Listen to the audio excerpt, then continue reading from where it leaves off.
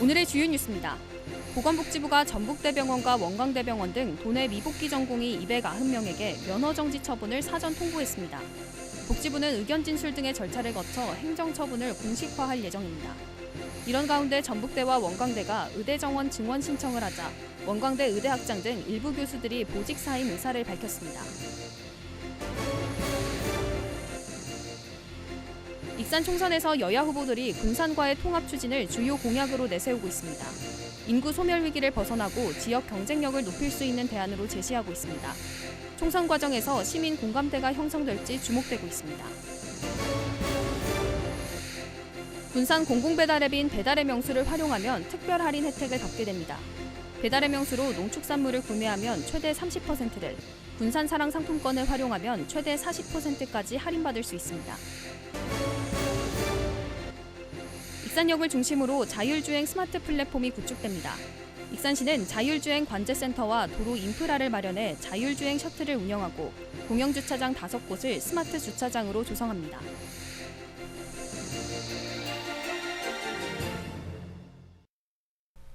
여러분 안녕하십니까? 3월 6일 수요일 종합뉴스입니다. 원광대가 의대 정원을 기존 93명보다 2배 많은 186명 증원 신청했습니다. 이에 원광대 의대 학장 등 일부 교수들은 보직 사임 의사를 밝혔는데요. 한편 의료 현장을 이탈한 원광대병원 전공의들은 아직 복귀하지 않았습니다. 복지부는 도내 미복귀 전공의에 대해 면허 정지 등 행정처분을 사전 통보했습니다. 김은서 기자입니다. 내년도 의대 정원 증원 수요 신청이 마무리됐습니다. 복지부에 따르면 원광대는 현 정원 93명보다 2배 많은 186명을 신청했습니다. 교수 초빙이나 강의실 확보나 이런 거 다 이제 충분히 고려해서 할 예정이고 고려해서 신청하셨다고 해요. 이 같은 의대 증원 신청 규모가 공개되자 원광대 교수들의 반발도 이어졌습니다. 원광대 의과대학장 등 일부 교수들은 보직 사임 의사를 밝혔습니다. 까지만 밝히신 거고 학교에서 처리된 거는 없는 상황이에요. 전북자치도는 5일 도내병원 전공의 복귀 현황 점검을 마무리했습니다. 현장 점검 결과 원광대병원 전공의 80명 이상은 의료 현장에 복귀하지 않은 것으로 파악됐습니다. 현장 점검은 어제까지로 해서 끝났어요. 전라북도 지역에서는 290명이 근무지 이탈을 한 걸로 확인이 돼서요. 복지부는 도내 미복귀 전공의 290명에게 3개월 면허정지 등 행정처분을 사전 통보했습니다. 이후 행정절차법에 따라 전공의들에게 일정 기간 의견 진술 기회를 줄 예정입니다. 의견 진술에 따라 행정처분되는 전공의 수가 명확해질 것으로 보입니다. KCN 김은서입니다. 대규모 워터파크 시설 등을 갖춘 고군산 광역해양레저 체험단지가 내년 상반기 개장될 것으로 전망됩니다. 군산시에 따르면 지난해 9월 386억 9천만 원을 들여 무녀도 6만 4천 제곱미터의 해양레저 체험과 산림휴양, 기반시설 단지 조성을 위한 착공에 들어갔습니다. 체험단지는 내년 상반기 시범 운영을 거쳐 6월 정식으로 문을 열 예정입니다. 이곳이 개장되면 사계절 체류형 관광 활성화와 관광 콘텐츠가 다양해질 것으로 전망됩니다. 고군산 군도를 찾는 관광객이 매년 200만 명이 넘는 것으로 나타났습니다. 군산시에 따르면 최근 5년 동안 고군산 군도를 찾은 방문객은 지난 2019년 297만 명으로 가장 많았습니다. 2020년에는 288만 명, 2021년에는 233만 명, 2022년에는 243만 명, 지난해에는 233만 명이 방문했습니다. 이는 고군산 연결도로가 개통된 이후 해양 관광 수요가 늘었기 때문으로 분석됩니다. 2차 전지 산업의 체계적인 육성과 지원을 위한 발전위원회 설치가 추진됩니다. 군산시의회 윤신혜 의원은 최근 군산 새만금 2차 전지 산업 발전위원회 설치와 운영조례 제정안을 입법 예고했습니다. 위원회는 10인 이상 20인 이내의 당연직과 위촉직 위원을 구성하고 2차 전지 산업 기반시설 조성과 공동 연구개발 인프라 등을 지원합니다. 위원회 임기는 2년으로 하고 1회 연임할 수 있으며 오는 8일 제262회 임시회에 상정될 예정입니다. 도내 아파트 전세가율이 전국 최고 수준인 것으로 나타났습니다. 국가통계포탈 코시스에 따르면 지난 1월 기준 도내 아파트 전세가율은 평균 78.1%로 경북에 이어 전국에서 두 번째로 높습니다. 특히 전국 평균인 63%를 크게 웃돌고 있습니다. 이처럼 도내 아파트 전세가율이 높아진 것은 전세 사기에 대한 우려가 커지면서 다세대 주택보다 아파트를 선호하기 때문으로 분석되고 있습니다. 익산 총선에서 여야 후보마다 군산과의 통합 추진을 주요 공약으로 내세우고 있습니다. 현실로 닥친 인구 소멸 위기를 벗어나고 지역 경쟁력을 높일 수 있는 대안으로 인식하고 있기 때문인데요. 하지만 지역주의 등 넘어야 할 산이 만만치 않아 무엇보다 통합 필요성과 당위성에 대한 여론 형성이 선행돼야 할 것으로 보입니다. 최정호 기자입니다. 제22대 총선을 맞아 익산에서 이슈로 등장한 행정구역 통합.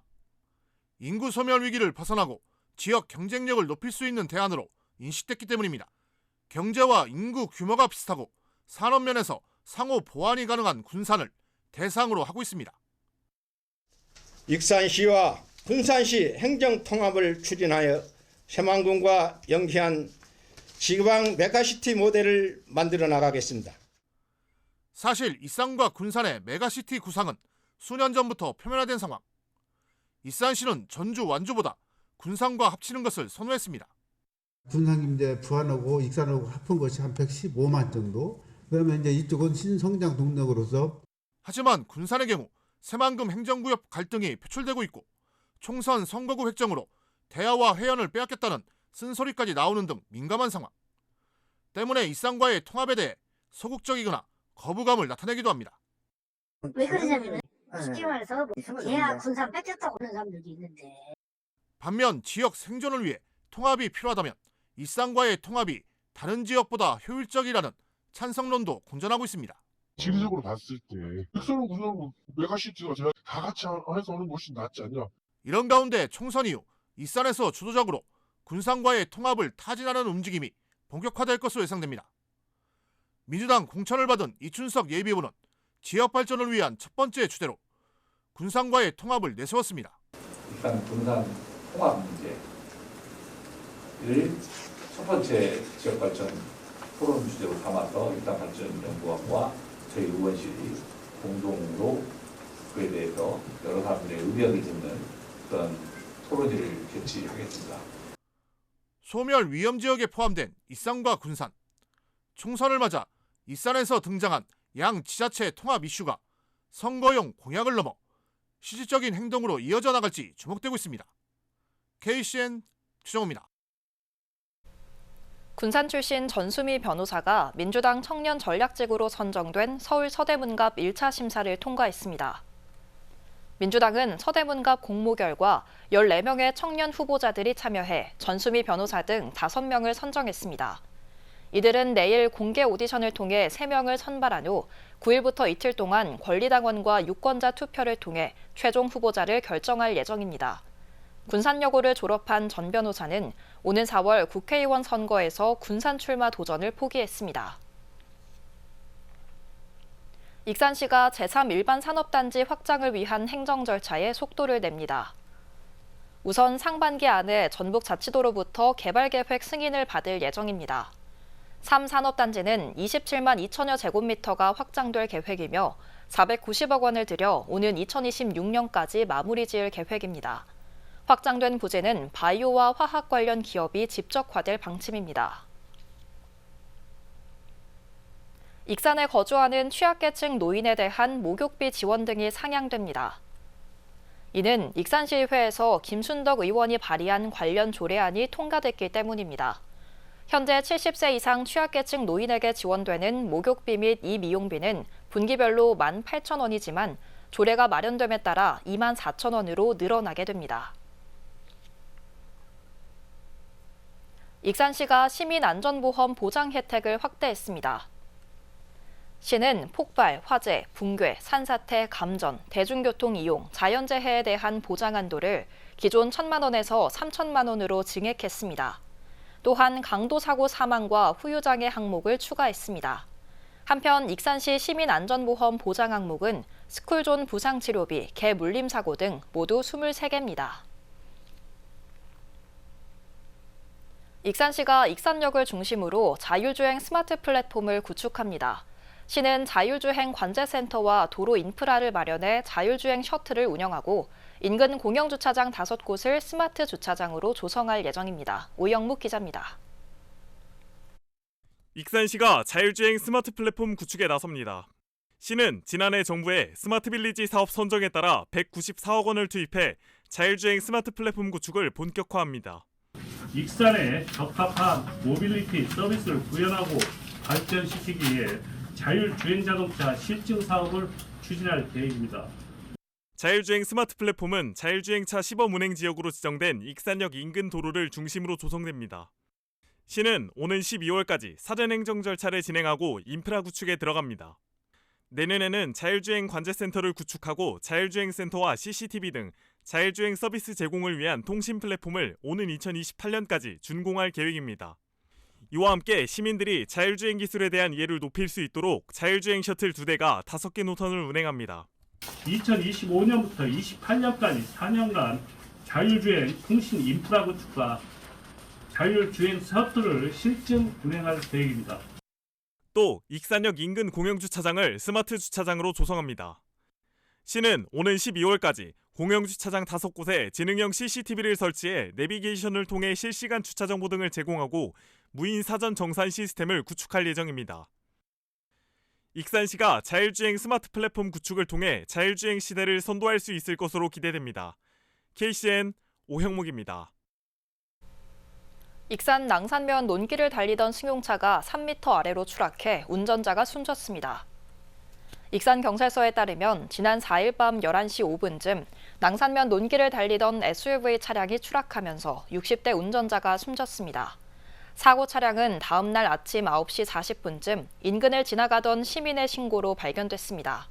경찰은 구체적인 사고 경위를 조사하고 있습니다. 지난해 군산에서 화물차 차고지박 밤샘 주차로 177건이 적발됐습니다. 군산시는 지난해 12월 말 기준 화물자동차 차고지박 밤샘 주차를 단속한 결과 177건을 적발해 3,495만 원의 과징금을 부과했습니다. 적발 건수는 지난해 상반기 월 1회 단속으로 24건에 그쳤지만 9월부터 주 1회로 이뤄지면서 부쩍 늘었습니다. 한편 적발될 경우 관내 차량은 운행정지 5일이나 과징금 10만 원에서 20만 원의 행정처분을 받게 됩니다. 군산시가 5년 전 국내에서 처음 선보인 공공배달앱의 가맹점포와 사용자가 갈수록 늘고 있습니다. 하지만 민간앱의 마케팅에 밀려 주문 건수는 줄고 있는데요. 군산시는 할인을 지원하고 택배와 선물, 예약 기능을 추가해 올해 하반기 새롭게 선보일 예정입니다. 모영숙 기자입니다. 군산시가 만든 공공배달앱인 배달의 명수. 지난 2020년 3월 회원 5천여 명으로 첫 선을 보인 뒤 가파른 성장세를 이어오고 있습니다. 가맹점포는 출시 첫 해 915곳에서 4년 만에 2배가량인 1,788곳으로 늘었습니다. 같은 기간 회원은 11만 5천여 명에서 지난해 14만 2천여 명으로 군산 인구의 절반을 넘어섰습니다. 하지만 주문 건수는 같은 기간 29만 8천여 건에서 19만 1천여 건으로 줄어든 상황. 공공 배달앱은 수수료 부담을 덜 수 있지만 민간 배달앱은 영향력이 너무 큰 데다 마케팅 수준을 따라가지 못하고 있기 때문입니다. 군산시가 민간앱에 대응하기 위해 농축산물 할인 지원에 나섰습니다. 1억 원의 정부 공모사업에 선정돼 최대 30%, 1인당 2만 원 한도에서 주 한 차례, 한 달에 4차례까지 8만 원을 할인받을 수 있습니다. 소비자는 저렴하고 품질 좋은 지역 농축산물을 배달의 명수를 통해 최대 30% 할인 금액으로 구매할 수 있고 전통시장 및 상점 가는 소비 활성화를 통해 더 많은 수익을 올리는 여기에 10%의 할인 혜택이 있는 군산사랑 상품권으로 사면 최대 40%를 할인받게 되는 셈입니다. 공공 배달앱은 음식을 넘어 꽃과 정요, 동네마트의 물품 배달을 확장했습니다. 또 특산품을 다른 지역으로 배달하는 택배와 금액권을 활용한 선물하기, 예약하기 기능을 추가해 오는 7월 선보일 예정입니다. 금액권을 선물하기, 서비스 업종 예약하기, 정기 구독 등 부가 기능을 추가하고 택배 배송 기능을 연계하는 사업으로 올 7월에 상용화를 목표로 군산 종합 플랫폼으로 성장시킬 계획에 있습니다. 국내 최초의 공공 배달앱인 배달의 명수, 할인 지원과 고도화 사업으로 지역 경제의 구원투수가 될 수 있을지 주목됩니다. KCN 모영숙입니다. 익산시가 유아숲 체험 프로그램을 다시 운영합니다. 시는 이달부터 11월까지 웅포 곰돌이 유아숲 체험원과 금마 서동공원 유아숲 체험원에서 숲 체험 프로그램을 운영한다고 밝혔습니다. 이들 유아숲 체험원에서는 유아숲 지도사와 함께 꽃잎 염색하기, 나뭇잎 배 만들기 등 계절별 프로그램이 진행될 예정입니다. 프로그램은 무료로 참여할 수 있으며 평일에는 예약제로 운영됩니다. 참여 희망자는 익산시 통합 예약 시스템에서 신청서를 내려받아 작성하고 위탁 운영업체인 초록마음에 팩스로 신청하면 됩니다. 군산의료원이 신규 의료진 6명을 새롭게 영입했습니다. 신규 의료진은 신경외과 윤수환 과장과 안과 윤경호 과장, 응급의학과 조용철, 이동우, 김기영, 한철수 과장 등입니다. 군산의료원은 오는 4월과 5월 마취통증의학과와 소아청소년과, 성형외과, 신경과 등의 의료진도 추가로 영입할 계획입니다. 조준필 원장은 새로 합류하는 의료진과 함께 지역 주민에게 더 나은 의료 서비스를 제공하겠다고 밝혔습니다. 원광대병원 교직원들이 뇌경색으로 쓰러진 카자흐스탄 환자를 치료하고 귀국까지 지원했습니다. 원광대병원에 따르면 지난 2017년부터 한국에 들어와 일을 하던 44살 사디코프 루스탐 씨가 지난해 10월 뇌경색으로 쓰러져 응급 두개골 절제 수술과 두개골 성형 수술을 받은 후 입원 치료를 받아왔지만 가정 형편이 어려워 병원비 등을 부담하지 못하는 상황에 놓였습니다. 이를 안타깝게 여긴 원광대병원 교직원들이 자발적인 성금을 모아 병원비를 대신 냈고 귀국 비용까지 지원해 가족들에게 무사히 돌려보냈습니다. 계속해서 전북권 뉴스입니다. 정부의 의대 증원 방침에 반발해 의대생들이 동맹휴학에 돌입하자 전북대학교 의대가 3주간 휴강하기로 했습니다. 전북대에 따르면 학교는 지난 4일부터 오는 22일까지 3주간 의과대 1학년에서 4학년의 모든 수업을 하지 않기로 했습니다. 관계자는 수업 일수의 4분의 1을 초과 결석하면 유급 처리가 되기 때문에 학생들의 피해를 최소화하기 위한 방안으로 휴강을 결정했다며 전공의 단체 사직으로 지도할 전공의가 없고 교수들의 대학병원 업무가 과중되고 있는 상황도 고려했다고 설명했습니다. 김제시의 지난해 출생아 수 및 합계 출산율이 모두 증가한 것으로 나타나 인구 소멸 위기 극복 정책이 가시화되고 있습니다. 시에 따르면 지난해 출생아 수는 412명으로 전년보다 16.1% 증가해 도내 가장 높은 수치를 보였고 합계 출산율은 1.37명으로 전년보다 0.18명 증가해 도내 1위, 전국에서는 4위를 기록했습니다. 이러한 배경에는 시가 추진하고 있는 출산 장려 정책, 다자녀 지원 정책 등 생애 맞춤형 인구 정책이 주요했다는 분석입니다. 전주시가 세계 유일의 드론 축구 전용 구장인 드론 스포츠 복합센터 건립에 들어갑니다. 복합센터는 총 사업비 144억 원이 투입돼 지하 1층에서 지상 3층, 연면적 3,980제곱미터의 관람석 1,000석 규모로 내년 2월 완공될 예정입니다.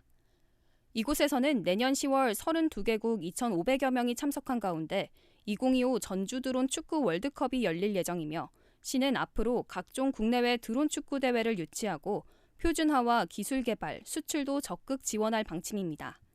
지금까지 전북권 뉴스 김은서입니다. 익산시 다이로움 밥차가 소외계층을 직접 찾아갑니다. 시에 따르면 다이로움 이동밥차는 오늘 함여읍 아사달공원 방문을 시작으로 매월 첫째 주 구역별 소외계층을 직접 찾아갑니다.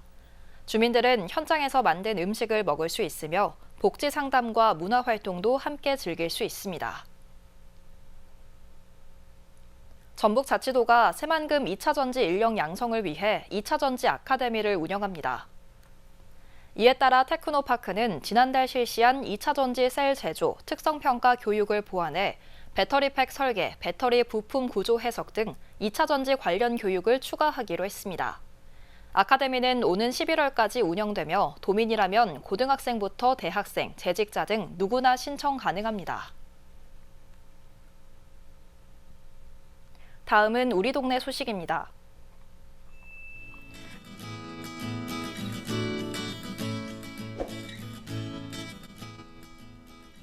익산시 부송동 오페라하우스 경로당이 성황리에 개소식을 개최하고 본격적인 운영에 나섰습니다. 오페라하우스 경로당은 아파트 관리동 1층에 위치하고 있으며 연면적 133제곱미터로 할아버지 방, 할머니 방, 거실과 주방 등으로 조성되는데요. 어르신들이 편안하게 휴식을 취할 수 있는 쾌적하고 편안한 공간이 될 것으로 기대되고 있습니다.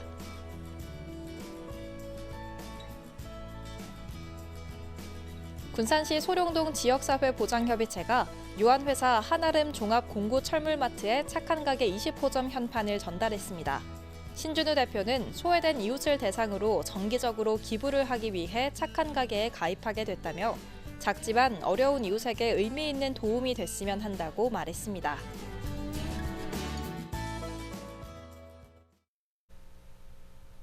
이어서 내일의 날씨입니다.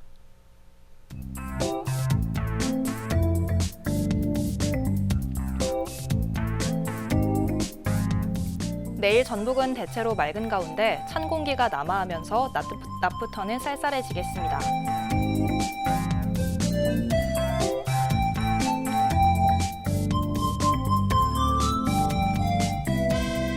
기온은 0도에서 8도 사이의 분포를 보이겠습니다.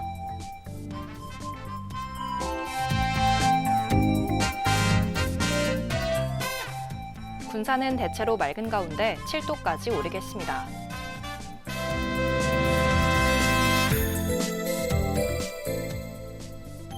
익산도 대체로 맑고 최고 8도까지 오르겠습니다.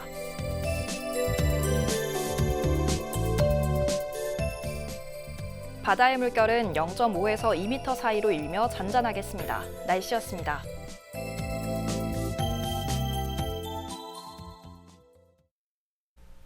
이상으로 KCN 종합뉴스를 마칩니다. 정확한 보도로 늘 함께하겠습니다. 시청해주신 여러분 고맙습니다.